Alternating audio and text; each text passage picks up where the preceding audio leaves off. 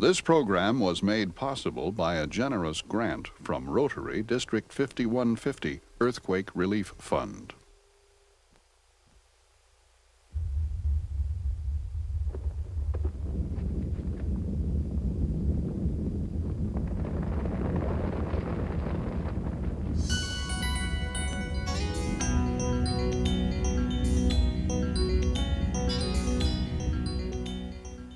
If you live in earthquake country, sooner or later your area will be hit by an earthquake. There's still no way to predict when a quake will occur, but they've been coming for millions of years and they'll keep coming. Of course, a big quake may not happen in your lifetime, but if it does, you could be in for a big repair bill. You might even lose your home if it's not strong enough. So what can you do to reduce your losses if an earthquake hits your area? Hello. My name is Tony DeMass Cole. I'm an engineer, and in this program we're going to show you how you can improve your home's ability to withstand an earthquake. Of course, not all houses are at risk. Most newer homes, say less than 15 years old, that were built according to the building code are generally low-risk buildings. But millions of other homes are at great risk. Older houses are especially vulnerable. But even newer homes, say 20 to 40 years old, may have structural weaknesses that can lead to serious damage. And even minor-looking damage can cost tens of thousands of dollars to fix. Well, in most cases, the strengthening is not that difficult. In fact, you'll be surprised at how easy it can be. We'll be covering the typical wood-framed house. Now, it can be up to 2 stories tall. That's 2 stories above the basement or crawl space. And we'll concentrate on reinforcing that lower area. It's the weakest part of the house. First, we'll cover some basics, so you'll get an idea of how earthquakes damage houses. And then we'll show you how you can reinforce your own house. Now, you don't have to be an engineer or contractor to understand this, and you'll be able to do the work yourself. First, let's take a look at how an earthquake works. Most earthquakes are caused by the shifting of huge masses of rock deep within the earth. This creates powerful shock waves, and as they pass through the bedrock, they shake the ground above. The type of overlying soil can have a big effect on how much you shake and roll, and I suppose on how much you get rattled by the whole experience. Because due to the differing characteristics of the overlying soil, your friend who lives a block away may come through with no damage, while your house is a wreck. But through all this shifting and rolling and settling, there's one particular action that we concern ourselves with, and that's shaking. The action is caused by the ground shifting back and forth, which naturally causes the house to shift back and forth. But theoretically, we could create that same effect by pushing on the side of the house and holding the ground still. So we superimpose this pushing force, and we call the force that does the pushing the earthquake force.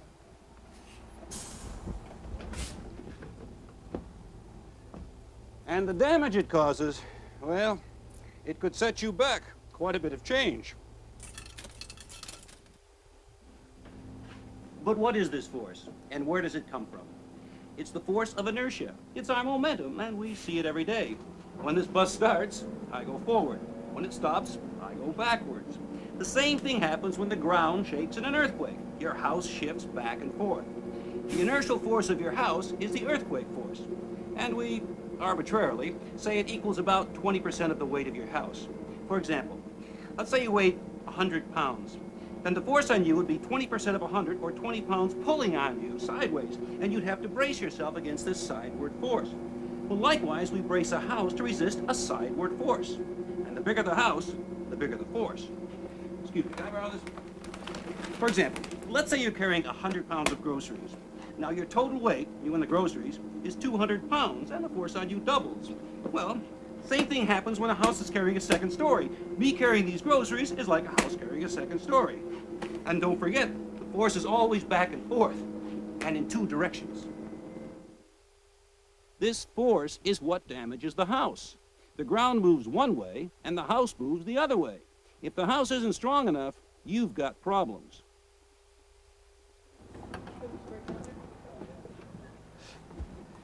But the 2 most common of these problems are the ones we're going to protect against: anchor bolt failure and wall failure.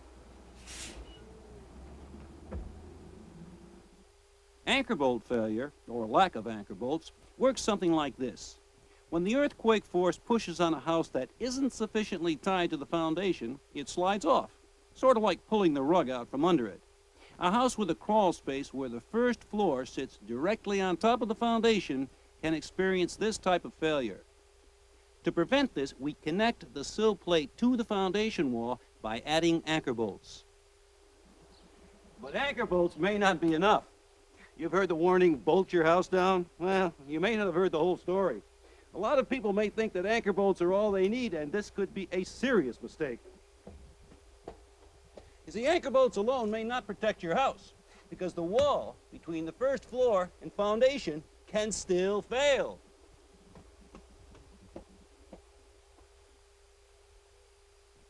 Let's say our house now has these walls below the first floor. We apply the earthquake force again, and the walls buckle under the shifting weight of the house above. They can be walls around the crawl space or the basement. They can be short or tall. Now, simply adding anchor bolts isn't enough. The bolts will hold the bottom of the wall in place, but the top will still shift if the wall isn't strengthened. But even after you strengthen the walls, you still have to add anchor bolts so the stronger walls won't slide. Now, these walls were strong enough, but the house still slid off the foundation. So, how do we strengthen these weak walls? We build shear walls. And we do this by reinforcing portions of the existing walls. We turn the old walls into shear walls. Now, to understand how shear walls work, let's just for a moment imagine that this house has no walls around the basement, just columns, like this. Our hypothetical house here has only 4 columns supporting the floor. The earthquake force is applied, and with no shear walls, it topples over, just like a wobbly chair. Now, let's add shear walls. And of course, the house with walls doesn't fall over. Of course, that's not surprising. We expected the walls to work. But what we really need to know is how they work. So let's take off the front and rear walls and apply the earthquake force again. And the side walls easily resist the force again. But we have to be able to resist a force from 2 directions. So we move the earthquake force to the other direction, and the walls collapse. So even though a shear wall is very strong, it can resist force only in one direction. It can't resist sideward force. So you need a pair of shear walls in each direction to resist the force in each direction. Now, we're going to build these shear walls to reduce the shifting of the first floor. That's our primary objective. Keep the floor from shifting sideways too much. We're assuming that everything above the first floor is strong enough to make it through an earthquake with repairable damage. And that's a way of saying it'll still be standing.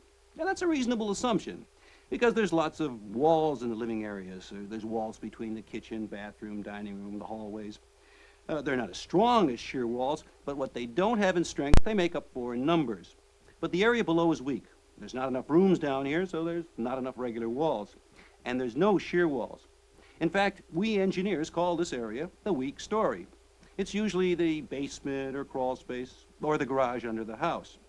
Now, to strengthen this area, we're going to build shear walls. We select portions of the existing walls around the area. And working from the inside of the house, we build shear walls by adding plywood and hardware to the existing walls. We want 1 foot of shear wall for every 125 square feet of living area above the weak story.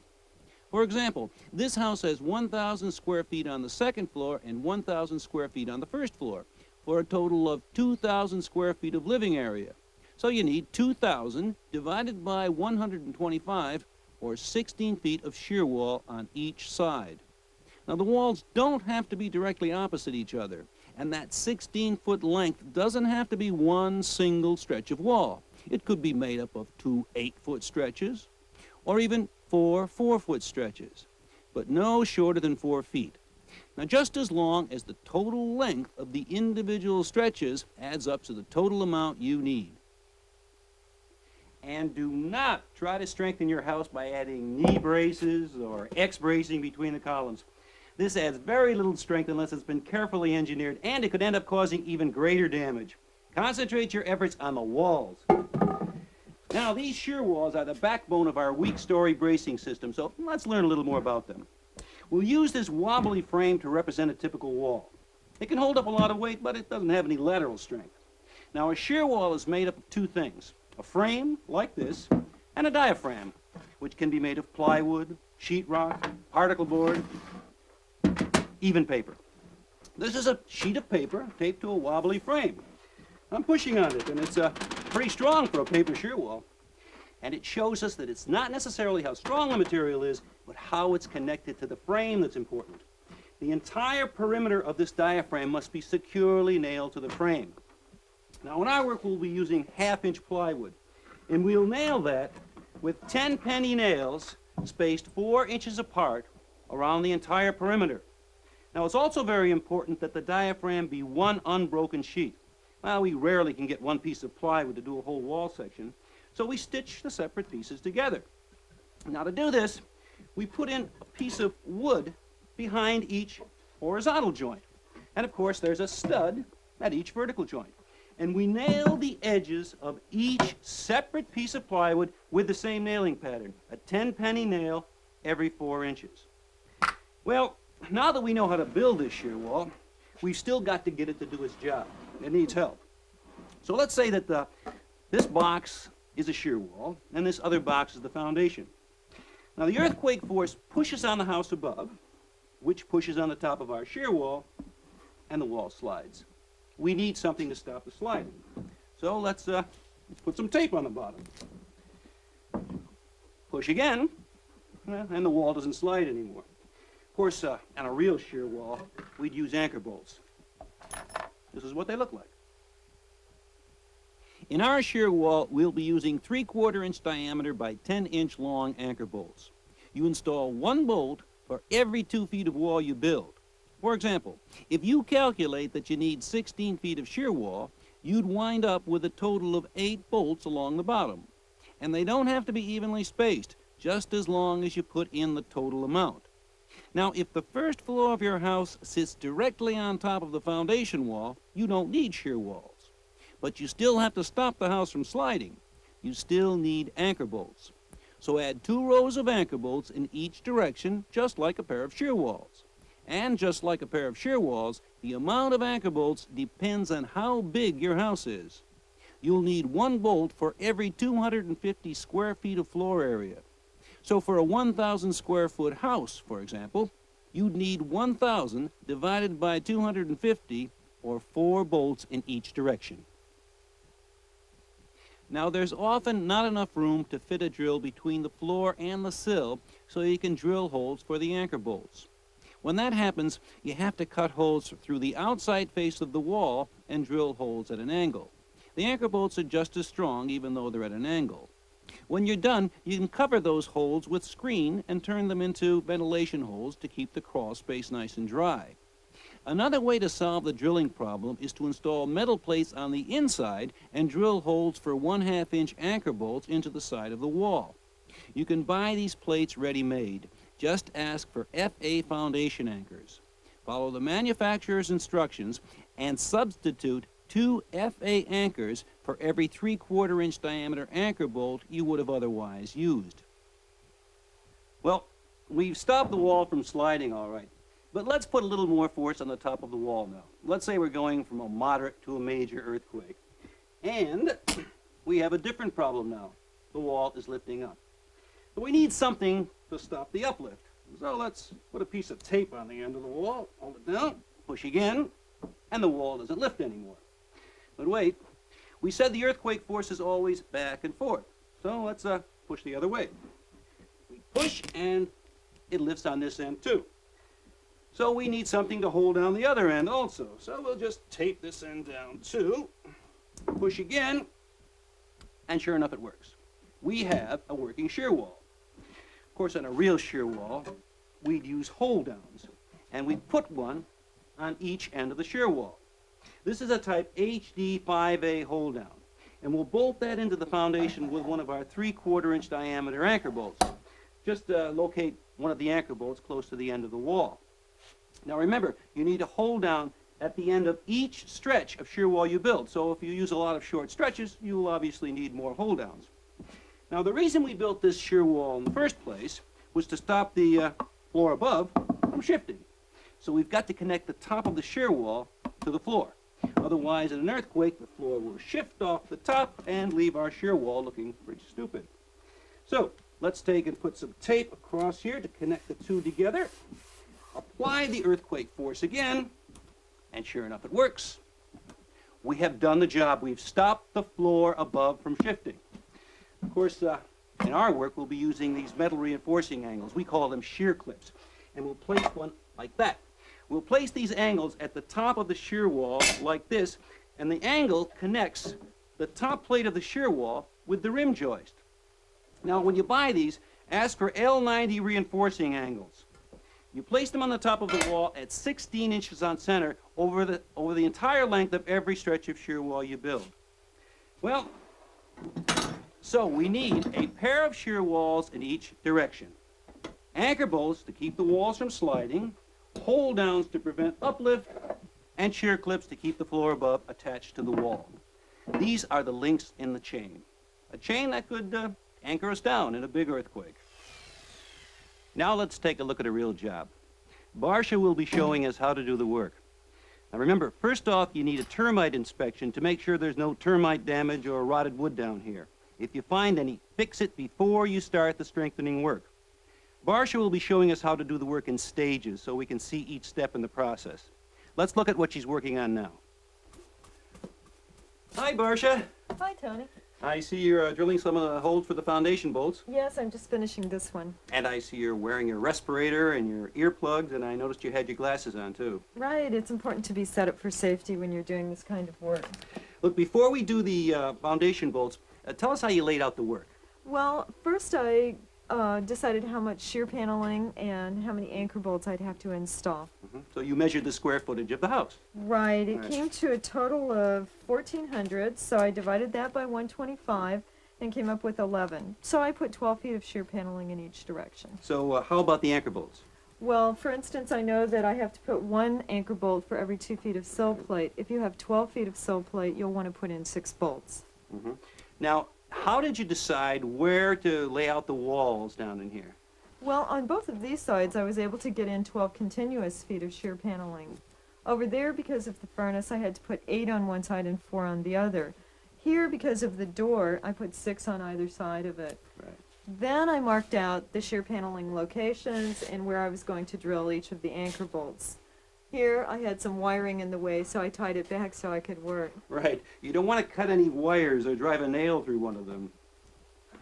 I had to do a little plumbing work here to move this pipe. All right, and I see you also notched the studs for this pipe here. Right. In this case, it was easier than moving the pipe. You can notch the studs a little for wires and pipes like this, and you won't lose any strength. So it looks like you took care of the sill blocking next. Yes, I've looked at a few to show you how I did it. Now, the reason for this blocking is to provide solid nailing for the plywood. The sill plate is wider than the studs, so without this blocking, there's nothing to nail the plywood to in between the studs. The nailing pattern I'm going to use is the same as on shear wall, 10-penny nails every 4 inches. Be careful, small pieces of wood like this can split easily with nails. Barsha's using a nailing gun. You can rent one, and they're less likely to split the wood. Remember, always wear safety glasses and earplugs when you're using them. Okay, Barsha, now show us how you drill the holes for the foundation bolts. The first hole I'll be drilling is through the wood. I'm using a small drill with a wood bit like this. It makes a better job if you put the anchor bolt through both the blocking and the sill, like this. But you can also put the anchor bolt through the sill only. Just make a recess in the blocking for the top of the bolt and put the blocking over the bolt like that. Now that I'm through the wood, I'm going to drill on into the concrete with this roto hammer. I got it from a tool rental outfit.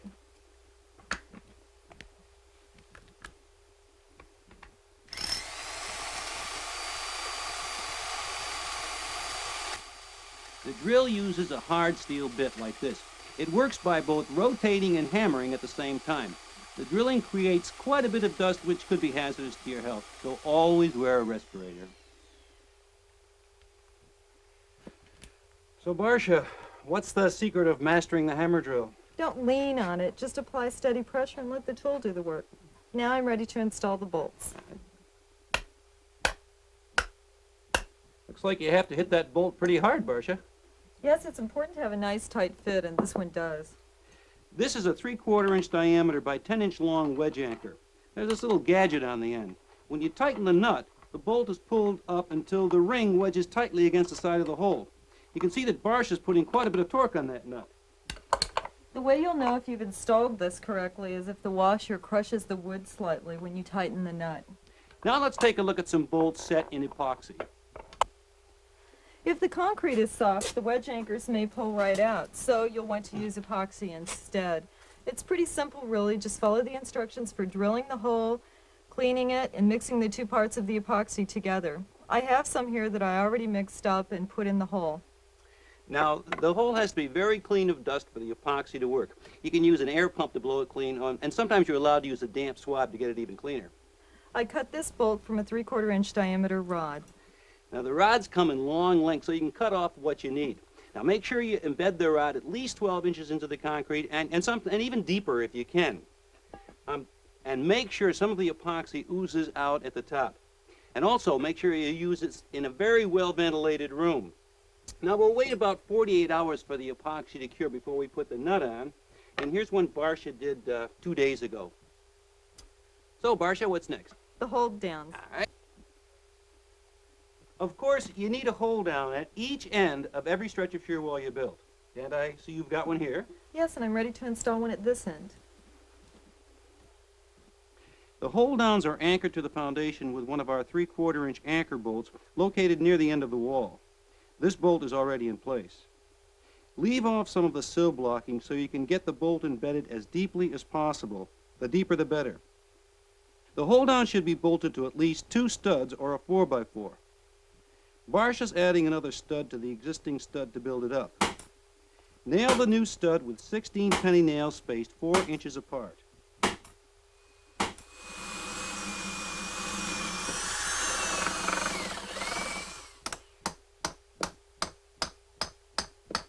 This hold down is a type HD5A, and it's bolted to the studs with 2 3/4 inch diameter bolts. Now let's do the shear clips. The shear clips go on the top of the wall against the rim joist or the blocking between the joists. Now, sometimes there may not be a heavy enough piece of wood to nail the angle to. In that case, we nail in 1.5 inch blocking between the joists to provide a solid nailing surface. I'm installing them 16 inches apart. When you buy these, ask for L90 reinforcing angle. They're made of heavy sheet metal, and they have these holes for nails. The manufacturers provide special nails for installing them. I see it's pretty hard to nail in such a tight space up there, Barsha. It's time consuming. Sometimes you have to even turn the hammer sideways to get the nails in.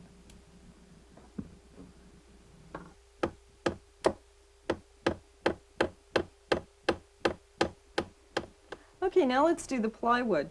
I drew out the cuts I needed to make for the shear paneling, then I drew lines to indicate where the studs were so that I'd know exactly where to nail when I put the shear panel up. When you buy your plywood, ask for structural grade 2 CDX plywood. You can lay it up with the face grain, horizontal or vertical, it doesn't matter. Then I drilled these ventilation holes, one at the top and one at the bottom of each stud space. You can make these holes 1.5 inches to 3 inches in diameter. They allow air into the space behind the plywood so the moisture doesn't build up in the wall and cause the wood to rot. And I notched a space here for this pipe. You're allowed to cut small openings in the plywood to accommodate ducts and pipes like this. Okay, Barsha, let's take a look at how you did the framing. First I installed this 2x4 blocking, and I added a new stud over there so I'd have a solid surface to nail to all the way around the edge of the plywood. Then I put in these nail stoppers to protect the pipe. Right, you don't want to drive a nail through that pipe. Okay, Barsha, let's start the nailing. Okay, now when you start your nailing, you can start off by just nailing the corners of the particular panel you're putting up, and then after you get all the panels up, you can do the whole wall.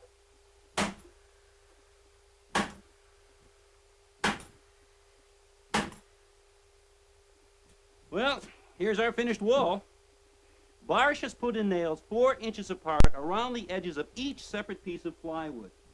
Now remember, always use 10 penny common nails. They're 3 inches long. Now besides this edge nailing, we also have this interior nailing to the studs. You can space those nails 6 inches apart. So, a job well done. Barsha, do you have any final words of advice for the do-it-yourselfer?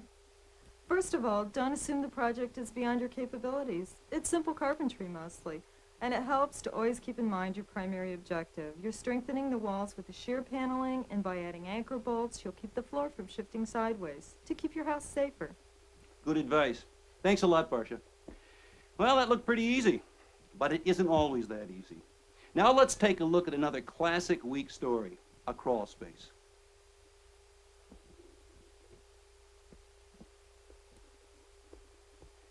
Now, you may not think of a crawl space as a story, but it's a perfect example of a weak story. There's no walls in it. It's notorious for failing in an earthquake.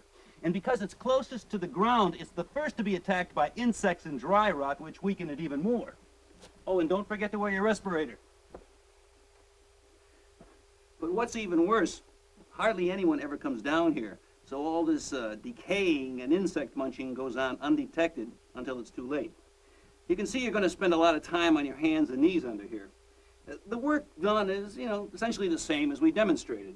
We install the anchor bolts, the blocking, the hold downs, and the shear clips, and of course the plywood paneling. It's all the principles remain the same. It's virtually the same process as we demonstrated, only shorter.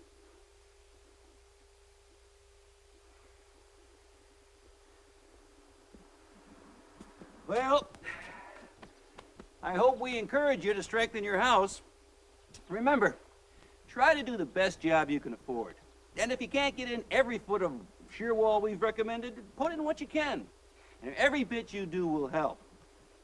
Of course, there's no guarantee that your house will make it through the next earthquake unscathed, but it'll certainly be much stronger than if you did nothing. Now, we've shown you the principles to follow and some examples of how to do it. Now, get down there and get this work done. And good luck. For further information on Simpson Strong-Tie products, please dial 1-800-999-5099.